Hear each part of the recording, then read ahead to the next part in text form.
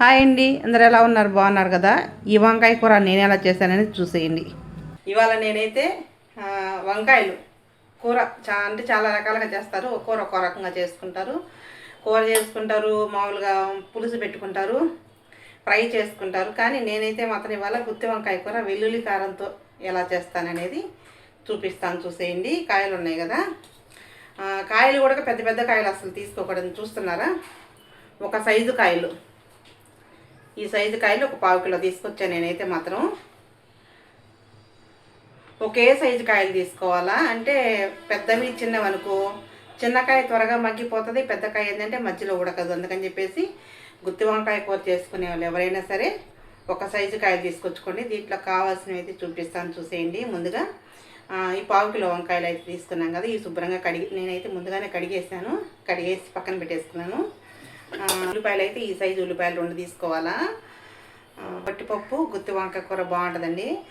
అందుకని నేనైతే 1 కప్పు కందిపప్పు అయితే కుక్కర్లో వేసి కడిగి పెట్టేస్తాను. అయితే 2 సార్లు కడుక్కొని ఆ నీళ్ళన్నీ వంపేసుకోవాలి.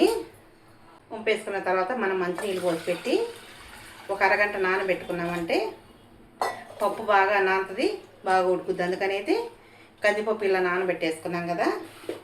కందిపప్పు నానబెట్టిన తర్వాత మీకు ఇంకా వంకాయలు కూర ఎలా చేసేది ప్రాసెస్ అయితే చూపిస్తాను. చూసేయండి. ఈ వట్టిపప్పు, ఈ గుత్తి వంకాయ కూర సూపర్ టేస్ట్గా ఉంటుందండి.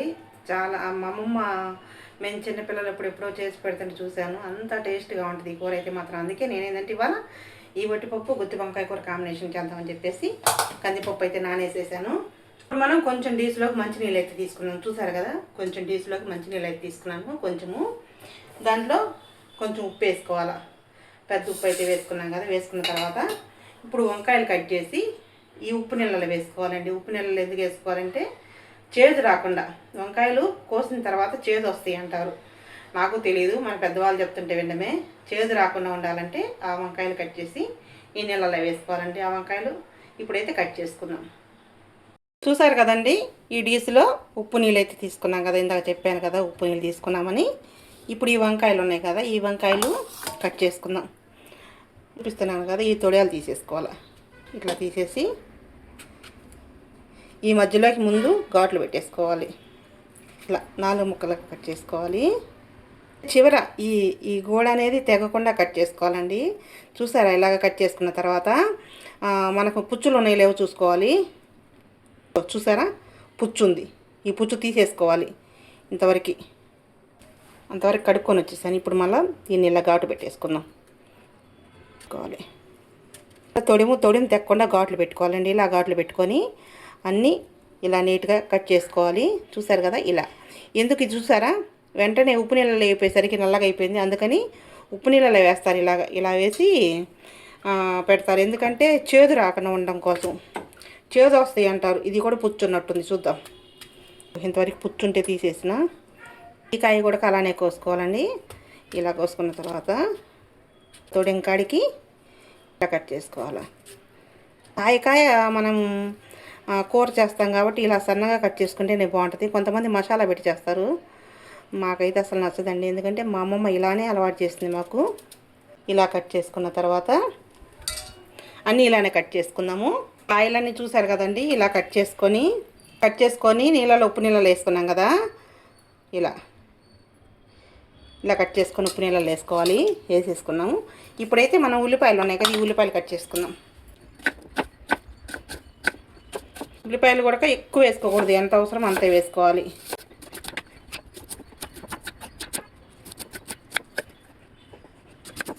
ఉల్లిపాయ ఇప్పుడు నేను చూపించినట్టు కట్ చేసుకుంటే త్వరగా పని అవుతుందండి. అందుకే నేను ఇలా కట్ చేస్తాను. చూసారు? ఈజీగా అయిపోయింది.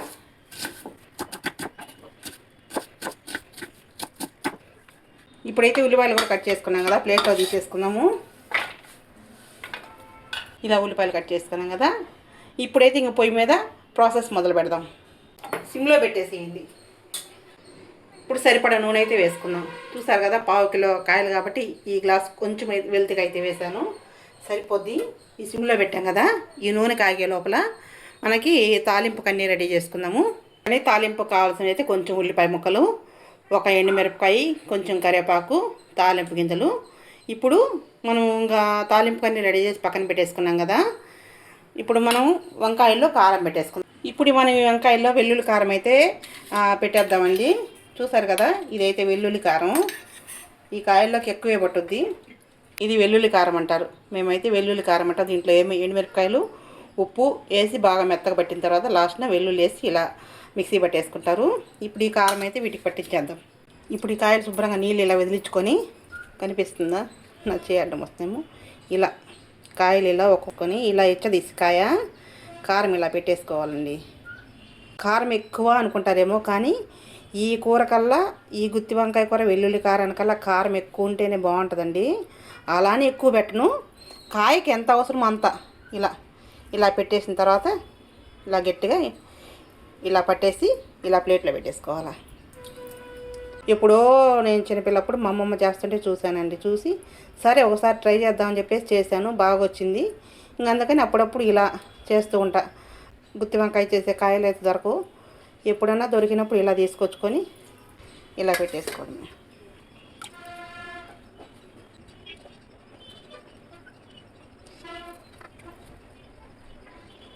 చెయ్యడం వచ్చింది కదా, ఏం చేద్దాం, వీడియో వాళ్ళు చెప్పలు ఇలానే ఉంటాయి.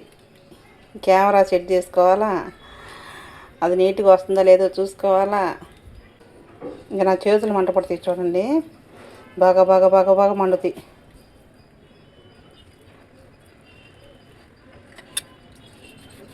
నేను ముందు వేసిన కారం కరెక్ట్గా సరిపోయింది.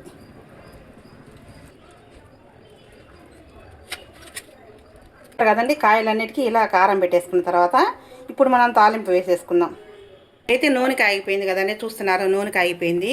తాలింపుకు రెడీ చేసి పెట్టుకున్నాం కదా ముందే, అవి వేసేసుకోవాలి. తాలింపు వేగేటప్పుడు మాత్రం పెద్ద మంటే పెట్టాలా. చూసారా, తాలింపు అయితే వేగిపోయింది. ఇప్పుడైతే మనం ముందుగా తాలింపు అయితే ఇలా వేగిపోయిన తర్వాత ఉల్లిపాయలు వేసుకోవాలి. ఇప్పుడైతే కారం పెట్టిన వంకాయలు అయితే తాలింపులో వేసేసుకోవాలి. ఉప్పు వేసుకోవాలండి, లైట్గా ఉప్పు వేసుకోవాలి. ఎందుకంటే కాయల్లో మనము కారం పెట్టాం కదా, ఆ కారంలో ఉప్పు ఉంటుంది కాబట్టి ఎక్కువ వేసుకోకూడదు, లైట్గా వేసుకోవాలి. సరిపడ పసుపు అయితే వేసుకోవాలి. పసుపు వేసిన తర్వాత కలబెట్టాలి. ఉప్పు పసుపు కలిసేటట్టు బాగా కలబెట్టేసి, పెద్ద మంట అస్సలు పెట్టొద్దండి ఈ కూర కల్లా. ఈ గుత్తి వంకాయ కూర అంటే పెద్ద మంట అస్సలు పెట్టకూడదు, ఎందుకంటే మాడిపోద్ది కానీ ఉడకదు. అందుకని చెప్పేసి సిమ్లోనే పెట్టాలి. ఇప్పుడైతే సిమ్లో పెట్టేసాం కదా, ఉప్పు పసుపు కలిసేటట్టు కలబెట్టేసాం కదా, మనం మూత పెట్టేసుకుందాం. సిమ్లో పెట్టి ఉడికించుకుంటేనే కాయ అనేది బాగుంటుందండి. ఇప్పుడైతే ఓ పక్కన ఇంకోసారి అన్నం మంట పెట్టేసాను. ఇప్పుడు ఇంకా 10 నిమిషాలు ఆగిన తర్వాత కూర ఎలా ఉందో చూద్దాం. ఇప్పుడైతే 10 నిమిషాలు అయింది కదా, కూర ఎలా ఉందో చూద్దాం. ప్లేట్ కాలుతుంది, చూసారా దోరగా ఎలా మగ్గుతుందో, కాయ మాడిపోకుండా ఇలా వస్తుందండి. అయితే కొంచెం నూనె ఎక్కువ పట్టుద్ది కూర కనంగా. సిమ్లోనే ఉడికించుకోవాలి, అస్సలు పెద్ద మంట అస్సలు పెట్టకూడదు. మీకు దగ్గరగా చూపిస్తానండి. ఒక వంకాయ అయితే కాయ అయితే ఉడుకుద్ది, వంకాయ అయితే ఉడుకుద్ది కానీ ఉల్లిపాయ ఉడకదు. అందుకని చూసారా ఇలా అసలు కాయ మొత్తం ఒకే రంగులో వచ్చేసింది. బాగా సిమ్లో పెట్టేసి మూత పెట్టేస్తే ఇలా మగ్గుద్ది కాయ అయితే. ఇప్పుడు మళ్ళీ కాసేపు అయితే మూత పెట్టేసుకుందాం. చాలా టేస్ట్గా ఉంటుందండి. అసలు మామూలుగా అయితే మసాలాలు పెట్టి చేసుకుంటారు, ఎక్కువ మసాలాతో చేసుకుంటారు. ఈ సైడ్ అయితే మాత్రం ఎక్కడ చూసినా మసాలానే, కానీ నేనైతే మాత్రం ఇలా చేస్తాను. ఇప్పుడైతే మూత పెట్టేసాం కదా, కాసేపు ఆగి మళ్ళీ ఎలా ఉందో చూద్దాం. వంకాయ ఉడికిందో లేదో చూద్దాము. అడుగంటుతుందంటే మాడిపోతున్నట్టు కాదు, ఇంట్లో పెడితేనే వంకాయ బాగా ఉడుకుద్ది. మాడిపోకుండా మొత్తం కాయంతా ఒకే మోతాదులో చూడండి ఎలా ఉడికిందో. ఇప్పుడు ఉడికిందో లేదో చూద్దాం. చూడాలంటే ఈ ప్లేట్లో వేసుకోవాలి, అప్పుడే అర్థమైద్ది. ఇంకొంచెం అయితే ఉడకాలండి, ఇంకొంచెం ఉడకాలి కాబట్టి ఉల్లిపాయ కూడా కొంచెం ఉడకాలా. చూసారా, ఉల్లిపాయలు కూడా ఇంకా లైట్గా కొంచెం అయితే ఉడకాలా. కాయంతా ఒక్కో మోతాదులో చూడండి ఎలా అయితే ఉడికిందో. కాయ మాడిపోకుండా అయితే ఉడుకుద్ది, అస్సలు మాడిపోదు. సిమ్లో పెట్టే ఉడికించుకోవాలి. మీకు మరీ చెప్తున్నాను. నేనైతే మాత్రం చూస్తున్నారు కానీ వీడియోలో లైక్ కొట్టట్లేదండి, లైక్ కొట్టండి. ఇప్పుడైతే మనం ఇందాక కారం పెట్టిన ప్లేట్ ఉంది కదా, ఆ ప్లేట్లో కొంచెం కారం ఉంది కాబట్టి కొంచెం నీళ్ళు అయితే వేసుకొని ఆ ప్లేట్లో కారం నీళ్ళు అయితే పోసేసుకుందాం. ఎక్కువ అవసరం లేదు, కొంచెం. ఈ కొంచెం నీళ్ళు అయిన ఎందుకంటే ఉల్లిపాయ ఉడకాలి కాబట్టి కొంచెం ఉంటుంది కదా ఆ తొడిమెల దగ్గర ఈ తొడిమ దగ్గర కొంచెం ఉడకాలి కాబట్టి ఆ కొంచెం నీళ్ళు అయినా వేస్తాం. మామూలుగా అయితే నీళ్ళు అసలు వేయం. ఇప్పుడు మళ్ళీ కాసేపు అయితే మూత పెట్టేసేద్దాము. ఆ నీరు ఇడికేసరికి ఆ తొడిములు ఉల్లిపాయ మొత్తం అయితే ఉడికిపోద్దండి. అందుకని కాసేపు మూత పెట్టేసేసి సిమ్లోనే పెట్టేసుకుందాం. ఇప్పుడైతే కూర చూద్దామండి. మరి వంకాయ తొడిమి దగ్గర ఉడికిందో లేదో, ఉల్లిపాయ కూడా ఉడికిందో లేదో. నేను కూడా అయింది ఆపేసేసిన. ఇప్పుడు కూర మీకు ఉడికిందో లేదో చూపిస్తాను చూడండి. అబ్బా కాలింది, అన్నం కాలింది. ఉల్లిపాయ గుజ్జు చూపిస్తాను చూడండి. ఇది ఉల్లిపాయ గుజ్జు చూడండి. ఆ కారం నీళ్ళు లాస్ట్న కొంచెం పోసాం కదా, ప్లేట్ కడిగేసి శుభ్రంగా బాగా ఉడికిపోయినాయి ఉల్లిపాయలు అయితే. వంకాయ కూడా ఉడికిపోయే ఉంటుంది. చూపిస్తాను వంకాయ కూడా ఉడికిందో లేదో. ఇట్లా పట్టుకుంటే అర్థం కాలుతుంది కదండి, పట్టుకుంటే అర్థమైపోద్ది. తొడేము కూడా వచ్చేసిందంటే ఇంకా కాయ ఉడికిపోయినట్టే. ఇట్లా చూసారా, సూపర్గా ఉడికిపోయిందండి కూర అయితే మాత్రం. ఇంకా ఆపేసుకోవడమే. ఉప్పు కారం అన్నీ కరెక్ట్గా సరిపోయినాయి. ఇప్పుడైతే కూరలో నేను వేసిన కారం కానీ ఇప్పుడైతే చూసారు కదండి, ఇందాక కొంచెం ప్లేట్ కడిగి నీళ్ళైతే వేసాం కదా, ఆ వేసిన దానికి ఉల్లిపాయలు ఇదిగో ఇలా అయితే ఉడికిపోయినాయి శుభ్రంగా. ఇందాక ఒక ముక్క కూడా తిని చెప్పాను ఉడికిందో లేదని చెప్పేసి. ఇదిగో వంకాయ చూసారా ఎలా ఉడికిపోయిందో, మీకు కనిపిస్తుందా? చూసారు కదండి, మా అమ్మ అయితే వేడివేడి అన్నం పెట్టుకొని రెడీగా ఉంది తినడానికి.